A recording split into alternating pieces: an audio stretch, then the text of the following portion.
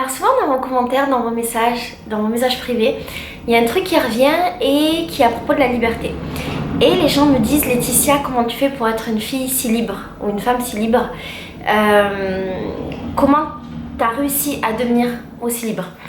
Et en fait pour moi, quand je reçois des messages comme ça, c'est bizarre parce que la liberté c'est quelque chose de fondamental, c'est quelque chose qui me définit et qui m'a toujours défini, cette recherche de liberté en permanence.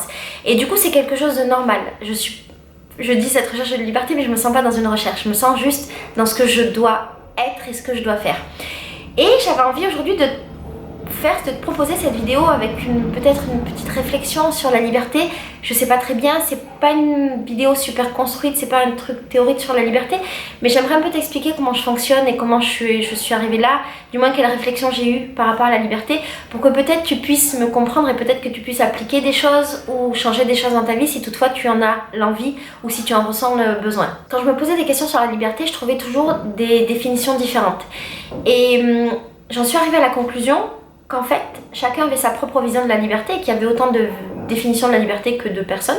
Je parle de nos libertés individuelles et pas de la liberté en tant qu'humain, même si, la liberté en tant qu'humain, mais du moins la liberté d'être soi. C'est de ça dont je veux parler aujourd'hui, la liberté d'être soi.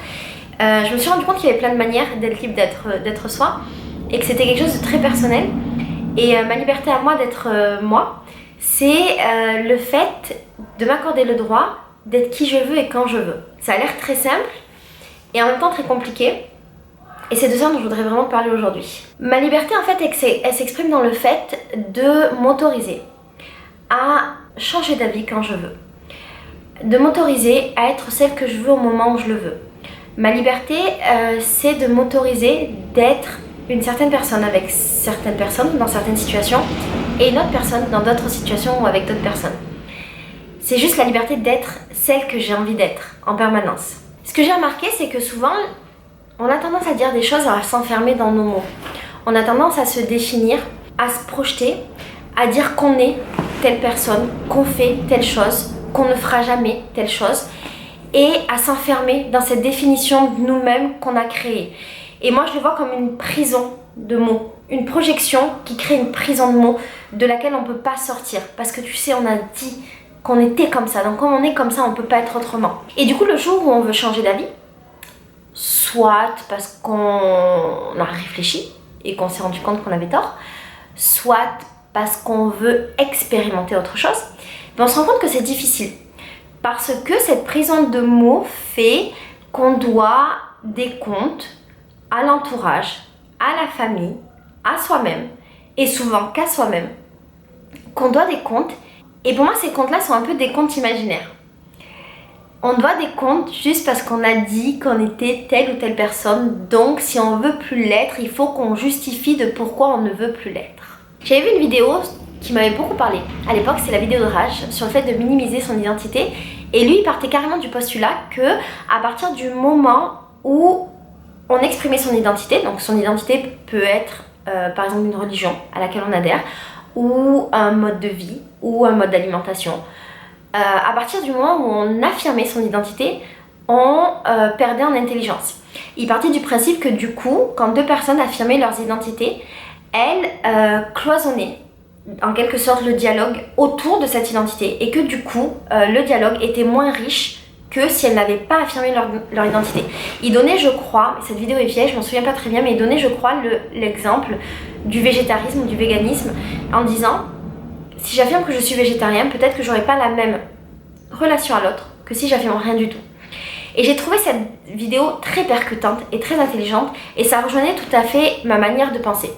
Et je crois que c'est vrai. Je crois qu'à partir du moment où on affirme qu'on est telle et telle personne, on se conditionne dans un chemin et il est très difficile de pouvoir être autre chose dans des rapports sociaux et dans des rapports humains. Ma liberté à moi, c'est le fait de me laisser le droit chaque jour de définir la personne que je veux être et de définir le monde dans lequel je vis et de définir la manière dont je veux vivre dans ce monde. Ça, c'est ma liberté. Chaque jour, je suis uniquement celle que je veux. Et si aujourd'hui j'ai envie d'être complètement l'opposé de celle que j'étais hier et encore différente de celle que je serai demain ou même dans 5 minutes, je me laisse le droit de l'être. Moi, je me laisse le droit de dire que j'aime pas le chocolat et pendant que je te dis ça, d'être en train de manger un gâteau au chocolat. Et j'y vois aucun problème. Parce que pour moi, il y a tellement de nuances dans le fait de dire j'aime pas le chocolat, que pourquoi est-ce que je devrais juste me cantonner à cette définition de moi-même. Je n'aime pas le chocolat, à cette affirmation. Parce que j'aime pas le chocolat, mais peut-être que j'aime pas le chocolat quand il est noir. Peut-être que j'aime pas le chocolat quand c'est du chocolat blanc. Peut-être que j'aime pas le chocolat, mais qu'en fait je l'aime bien quand je le mange avec du pain. Ou peut-être que j'aime bien le chocolat seulement quand c'est du chocolat, seulement quand je le mange avec des gâteaux et que je trempe ça dans du lait. Peut-être que j'aime le chocolat seulement quand c'est dans des gâteaux et qu'il n'y a pas de sucre. Il y a plein de nuances dans le fait d'affirmer je n'aime pas le chocolat. Alors pourquoi je m'enfermerais avec une seule affirmation qui engloberait tout ça sans nuance et qui ferait qu'après je me retrouverais coincée dans un truc que j'aurais moi-même créé et dont en vérité tout le monde s'en fout et qui me créerait une frustration. Dans mon monde, ça n'a aucun sens. Je peux te dire je n'aime pas le chocolat tout en mangeant un gâteau au chocolat et que ce soit super clair pour moi. On a le droit d'être qui on veut. On a le droit de changer d'avis. On a le droit de construire le monde dans lequel on a envie de vivre avec nos yeux. On a le droit d'avoir plusieurs lectures du monde, plusieurs lectures de soi-même, plusieurs lectures de ce qui nous entoure. De se donner ce droit-là, ça apporte une richesse infinie. Parce que quand tu es multiple, tu as accès à des choses multiples. Tu as accès à plus de gens différents, à plus de choses différentes, à plus d'expériences différentes. Si je dis juste je n'aime pas le chocolat, on va pas me proposer du chocolat. Mais si je me définis pas comme une meuf n'aimant pas le chocolat, on va me proposer plein de chocolats différents. Et il y en aura peut-être un que j'aimerais pas, mais peut-être qu'il y en aura 3 ou 4 que j'aimerais. Moi je pense que la vie n'est pas linéaire et qu'elle n'a pas qu'une seule lecture. Je pense que la vie c'est pas tout blanc ou tout noir. Je pense qu'il y a toute une nuance, tout un panel de couleurs différentes dans la vie et que c'est magnifique et qu'on a beaucoup de chance d'être des humains et d'avoir cette possibilité et cette capacité d'être juste ce qu'on veut et de décider en permanence d'être qui on veut. Moi tous les jours je vois le monde avec des yeux différents et si je te fais cette vidéo c'est pour te proposer toi aussi de voir le monde avec des yeux différents et te laisser juste la liberté tous les jours de choisir le monde et la grille de lecture que tu as du monde et de toi-même. Je t'embrasse très fort, je t'envoie beaucoup d'amour et je t'envoie plein d'amour différents et je t'envoie plein d'amour que tu accueilleras de plein de manières différentes. Je t'aime fort et sois libre.